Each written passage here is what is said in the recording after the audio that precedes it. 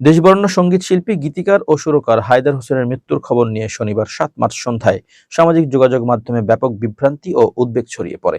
হঠাৎ করেই ফেসবুকের বিভিন্ন গ্রুপ ও পেজে তার মৃত্যুর খবর প্রচার হতে থাকে। এমনকি কয়েকটি মূলধারার সংবাদ মাধ্যমের নাম ব্যবহার করে ভুয়া ফটোকার্ড তৈরি করে এই অপপ্রচার চালানো হয়। ভুয়া খবরটি দ্রুত ছড়িয়ে পড়ায় সঙ্গীতপ্রেমী ও ভক্তদের মধ্যে তীব্র উদ্বেগ তৈরি হয়। অনেকেই সত্যতা যাচাই করতে ফোন এবং বার্তার মাধ্যমে শিল্পীর খোঁজ নিতে শুরু করেন। গুজব ছড়িয়ে পড়ার পর নিজের ফেসবুক পেজে এক বার্তার মাধ্যমে বিষয়টি পরিষ্কার করেন হায়দার হোসেন নিজেই। তিনি লিখেছেন, সর্বশক্তিমান আল্লাহর অশেষ কৃপায় আমি বেঁচে আছি এবং ভালো আছি। আমাকে দোয়ায় রাখার জন্য আপনাদের সবাইকে ধন্যবাদ। গণমাধ্যমের সাথে আলাপকালে এই শিল্পী বলেন, সন্ধ্যা থেকে ফোন রাখতে পারছি না, একের পর এক ফোন আসছে। কি যে ঝামেলায় পড়েছি। আমি সুস্থ আছি ও ভালো আছি। বাংলাদেশের সঙ্গীতাঙ্গনের এক অবিচ্ছেদ্য নাম হায়দার হোসেন। তার কালজয়ী গান ৩০ বছর পরেও আমি স্বাধীনতাটাকে খুঁজছি এবং আমি ফাইসে গেছি আজও সব প্রজন্মের শ্রোতাদের কাছে সমানভাবে জনপ্রিয়।